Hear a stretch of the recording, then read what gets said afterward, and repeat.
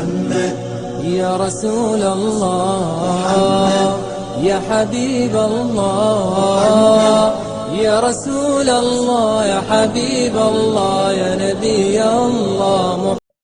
الحمدللہ رب العالمین والعاقبۃ للمتقین والصلاۃ والسلام علی سید المرسلین. اما بعد، اعوذ باللہ من الشیطان الرجیم، بسم اللہ الرحمن الرحیم. السلام علیکم ورحمۃ اللہ وبرکاتہ. اگر کسی شخص پر قرض ہو تو قرض معاف کرنے سے زکوٰۃ ادا ہو جائے گی کہ نہیں؟ اگر کسی شخص پر قرض ہے اور قرض لینے والا اپنے طور پر جتنے پیسے اس سے لینے ہیں اپنی زکوٰۃ کا حساب لگا کر اس کو زکوٰۃ کے طور پر اس کو جو قرض ہے وہ معاف کر دے تو کیا یہ ادا ہو جائے گا؟ مثال کے طور پر، اگر کسی شخص کی زکوٰۃ 3 لاکھ بنتی ہے اور اس نے کسی شخص سے 2 لاکھ قرض لینا ہے. اب جس سے قرض لینا ہے وہ شرعی فقیر ہے، یعنی وہ اتنا مفلس ہے، اتنا غریب ہے کہ وہ خود قرض واپس نہیں کر سکتا اور زکوٰۃ کا مستحق ہے.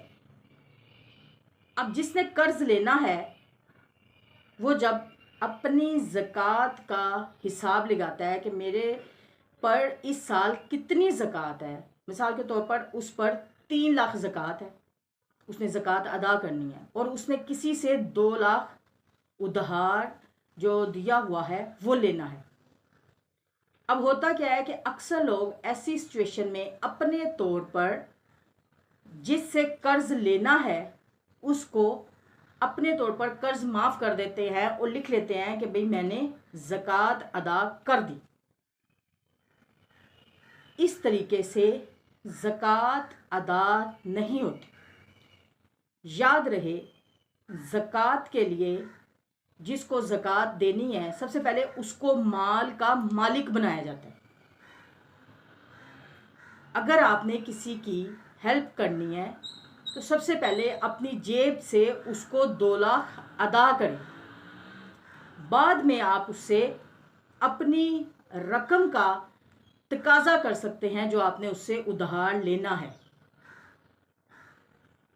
کیونکہ آپ نے ادھار دیا ہوا ہے. اگر وہ اپنی اس رقم کو بھی اگر آپ کو واپس کر دیتا ہے جو آپ نے اس سے ادھار لینا ہے تو اس صورت میں آپ کی زکوٰۃ بھی ادا ہو جائے گی اور اس کا قرض بھی ادا ہو جائے گا. اور اپنے طور پر انٹری کر لینا کہ چلو میں نے اس سے جو قرض لینا ہے میں نہیں مانگتا یا وہ نہیں دے سکتا، چلو میں زکوٰۃ اپنی نیت کر لیتا ہوں کہ چلو میں نے اس کو جو پیسے دیے ہوئے ہیں زکوٰۃ ادا ہوگی اور قرض معاف کر دیا، تو ایسے زکوٰۃ ادا نہیں ہوتی.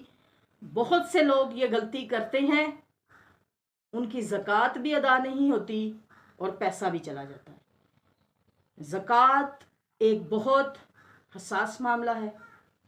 ہم سب کو اپنے مال کی زکوٰۃ ادا کرنی چاہیے.